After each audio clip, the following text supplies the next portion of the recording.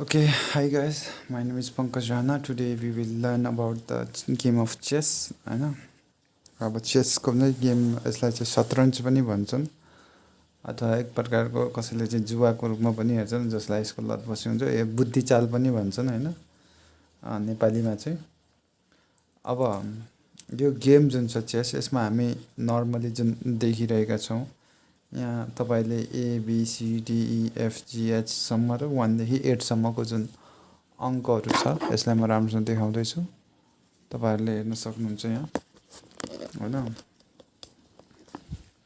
यो जुन 1 2 3 4 8 सम्मको जुन अङ्क छ त्यसलाई चाहिँ हामीले र्याङ्क भन्छौँ र यो A B C D E F G H I J K L M G H त्यसलाई चाहिँ हामीले फाइल्स भन्छौँ अनि यसमा के हुन्छ भन्दाखेरि तपाईको सर्वप्रथम जुन क्यारेक्टरहरू छन् यहाँ यो रुक यसलाई इङ्ग्लिसमा रुक भन्छन् हैन रुक अथवा कसैले यसलाई हात्ती भन्छन् कसैले यसलाई चाहिँ 10 गजाको अब खम्बा पिल्लर जस्तो भन्छन् हैन अनि यसपछि अर्को छ हाम्रो नाइट नाइट अथवा घोडा KNIGHT हो हैन यो भनेको अब राजकीय शब्द नाइट हो हैन घोडाको लागि इङ्गित गर्यो यसले अनि घोडाको काम भनेको अब त्यही एलाकारमा जाने हो अनि यो रुक अथवा 10 गजाको जस्तो जुन खम्बा जस्तो टाइपको पिल्लर टाइपको छ यसलाई चाहिँ अब यो चाहिँ स्ट्रेट लाइनमा मात्र जान्छ त्यसपछि अर्को छ हाम्रो यो यसलाई बिशप भन्छन् यो जुन तपाईले देख्नु बिशप यो भयो यसले चाहिँ यसको काम भनेको जहिले पनि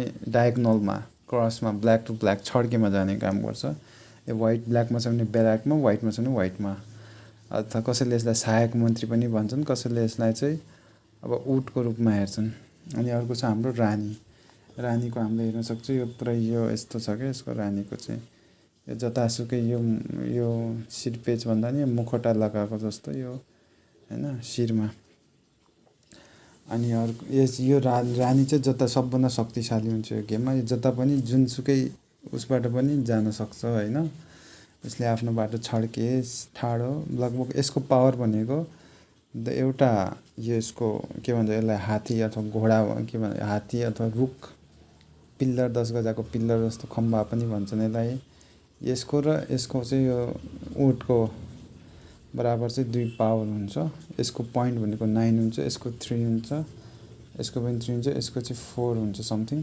पोइन्ट्सहरु अब यो राजाको चाहिँ अब हामीले राजाको काम भनेको 1 स्टेप मात्र चल्ने हो इन द सेन्टर छ भने यसले 8 वटा उसमा मात्र चल्न पाउँछ हैन एक स्टेप मात्रै यो एक स्टेप भन्दा बाहिर जान पाउँदैन यसलाई यदि चेक कसैले हानेको छ भने हैन त्यही हिसाबले यसले चाहिँ अब आफ्नो चाल चल्ने गर्दछ त्यसपछि अर्को रहेको छ हाम्रो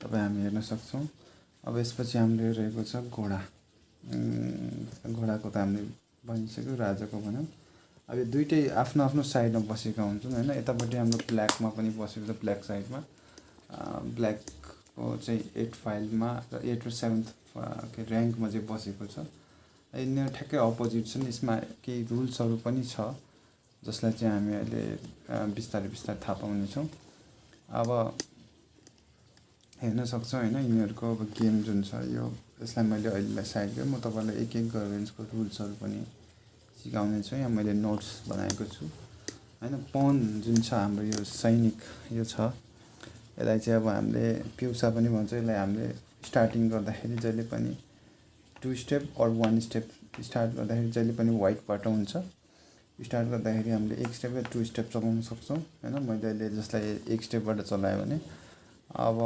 तपाईको यो घोडा भनेको जहिले पनि एल आकारमा जान्छ यसको अथवा ढाई चाल 2.5 2.5 यसलाई के भन्छ चाल भन्ने भन्छन् यसको मुभमेन्ट 2.5 मुभमेन्ट गर्छ यसले 2.5 भनेको तपाईको यो जम्प गर्न पनि सक्छ यसले अरुबाट अरुले चाहिँ गर्न सक्दैन घोडा बाहेक अरु कसैले जम्प गर्न सक्दैन आफ्नो सामने के छ भने यसले चाहिँ जम्प गर्न सक्छ यसको चाल भनेको जस्तै तपाईलाई यो चाल 1 1 2 अनि यो ढाई यता साइडमा लगाएर यसरी चाहिँ यसले ढाई चाल चल्छ अथवा 2.5 को मुभ हान्छ यसले घोडाले है यसरी यो यहाँ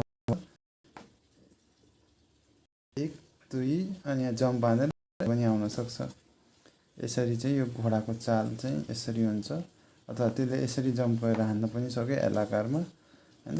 यसले चाहिँ यसरी चाहिँ घोडाले चाहिँ हाम्रो जम्प हान्ने गर्छ। अनि यो भनेको हाम्रो जहिले पनि स्ट्रेट जान्छ यता या यता, बट यसले चाहिँ नाग्न चाहिँ कसैलाई पनि पाउँदैन। अहिले मैले त्यो इक्जाम्पलको लागि मात्र देखाएँ। जस्तै यहाँ सेन्टरमा छ भने एकैचोटि यता पनि जान सक्यो, यता जान सक्यो हैन। त्यसपछि यहाँबाट यता यता यता गर्दै जता पनि जान सक्यो यसले हैन, तर आफ्नो मुभमेन्ट अनुसार, आफ्नो चाल अनुसार। त्यसपछि हामीले मन्त्री पनि भन्छन्, कसैले सहायक मन्त्री भन्छन्, कसैले यसलाई चाहिँ ऊँट भन्छन्, कसैले बिसप भन्छन्, कसैले चाहिँ यसलाई अब भारदार भन्छन् के भन्छन् हैन। यो चाहिँ अब यसले चाहिँ जहिले डायगोनलमा यसरी चाहिँ तपाईँको चाहिँ छड्के रूपमा डायगोनलमा चाहिँ जाने गर्दछ। यो भयो। त्यसपछि अर्को हाम्रो रानी भनेको सबभन्दा पावरफुल। यो सेन्टरमा राख्यो भने यसले म्याक्सिमम ड्यामेज दिने चाहिँ यसको एकदम पावरफुल भएर यसले चाहिँ जे होस् जता छड्के पनि जान सक्छ। साइडमा चेक हान्नलाई बढी यसैको प्रयोग बढी गर्छन् मान्छेहरूले गेममा।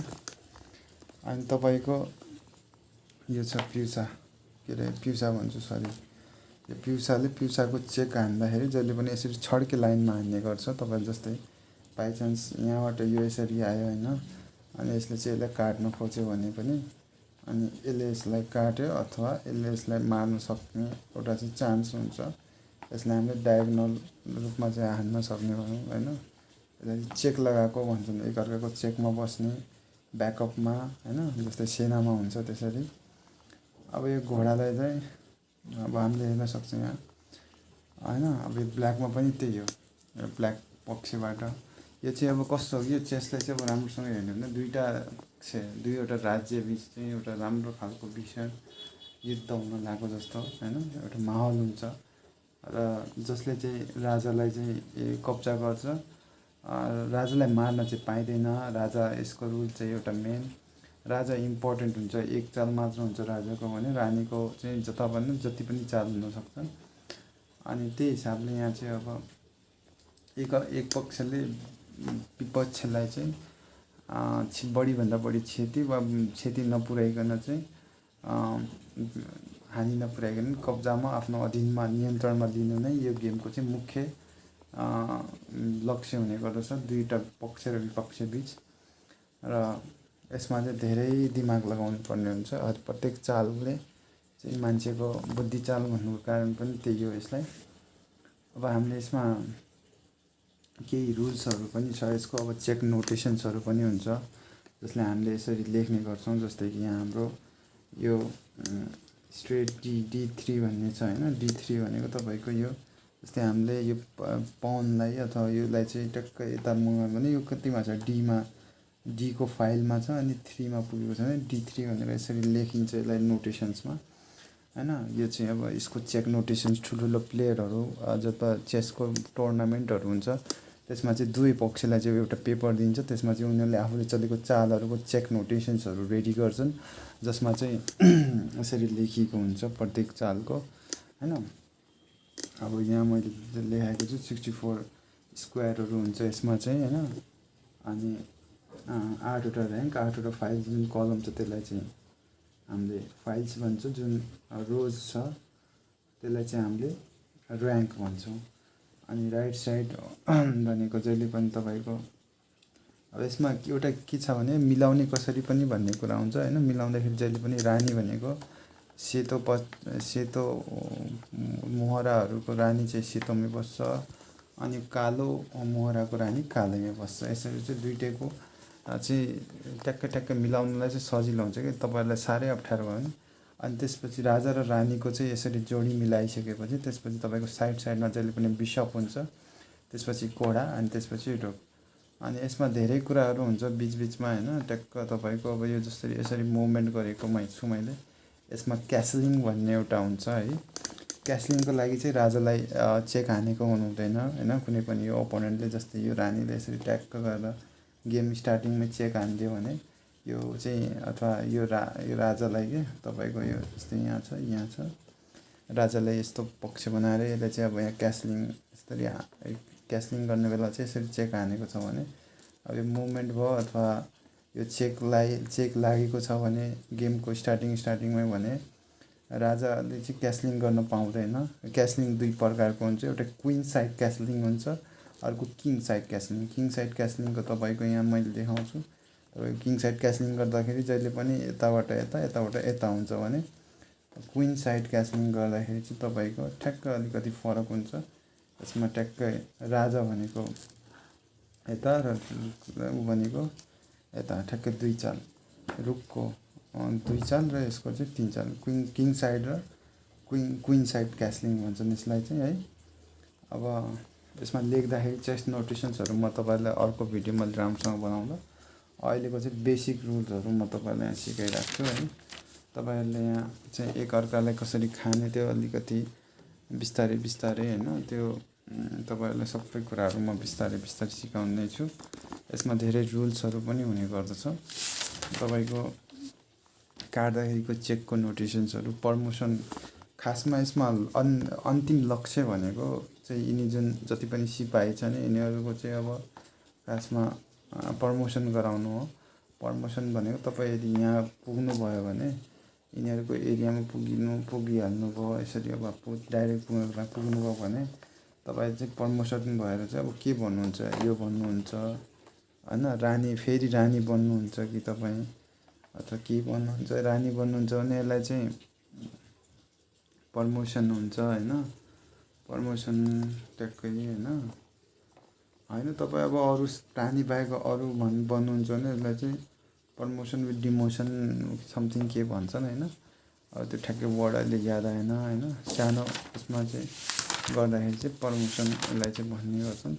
धेरै रुल्सहरू छन् यसमा। आन पसानको रुलहरू पनि लागु हुन्छ। जस्तै तपाईँ 5औँ खानामा पुग्नुभयो र यसले चाहिँ 2 चालमा यता छ भने फर्स्टको 2 चालमा तपाईँले यसलाई यसरी पनि काट्न सक्नुभयो होइन। यसलाई चाहिँ आन पसानको रुल भन्छन्। अब धेरै छन् यसमा रुल्सहरू। अनि घोडाले एलाकारमा गर्दै गर्दै यसरी चाहिँ राजालाई चेक हान्ने। चेक भनेकै राजामाथि यसरी चाहिँ बस्ने भन्दा पनि राजालाई चाहिँ यसरी ट्याक्कै चेक हान्न सक्ने अवस्था, मुभलेस बनाउने हो खासमा चाहिँ मेन टार्गेट। अनि राजा आफ्नो हिसाबले मुभमेन्ट हुन पायो, राजाले पनि अपोनेन्टलाई चाहिँ खान पाउँछ होइन 1 चालमा, अथवा यसरी चाहिँ खान पाउँछ होइन। अनि अब त्यो भएन भने पनि हुन्छ। यो गेम जति धेरै राम्रोसँग जाने, यो गेमले चाहिँ धेरै मेन्टल जस मान्छेलाई एउटा बिजी राख्छ। इन्डोर गेम्सको रूपमा खेल्ने हो भने एकदम राम्रो, सहज होइन, घरभित्र बसेर जोसँग पनि खेल्न सजिलो हुने त्यस्तो खालको गेम हो यो। र यस गेममा चाहिँ अब तपाईँहरूले हेर्न सक्नुहुन्छ यहाँ हामीले चाहिँ कसरी मिलाएको, हामीले अलिक गडबड गरेको छ। अहिले फेरि मिलाएँ मैले। रानी जहिले पनि सेतो हुन्छ र उताको रानी र यताको रानी अपोजिट भएको हुनाले ट्याक्कै सेतोको रानी सेतोमै, कालोको रानी कालोमै बस्ने गर्दछ। Okay guys, thanks for watching. Today's videos I will end here, and next time we will make more fun from more knowledgeable things. त्यतिजेलसम्मको लागि बाई बाई। अहिलेलाई यो गेम्सको बारेमा अझै अरू भिडियोहरू पनि हेर्न सक्नुहुन्छ अनलाइनमा गएर। अहिलेलाई चाहिँ बाई।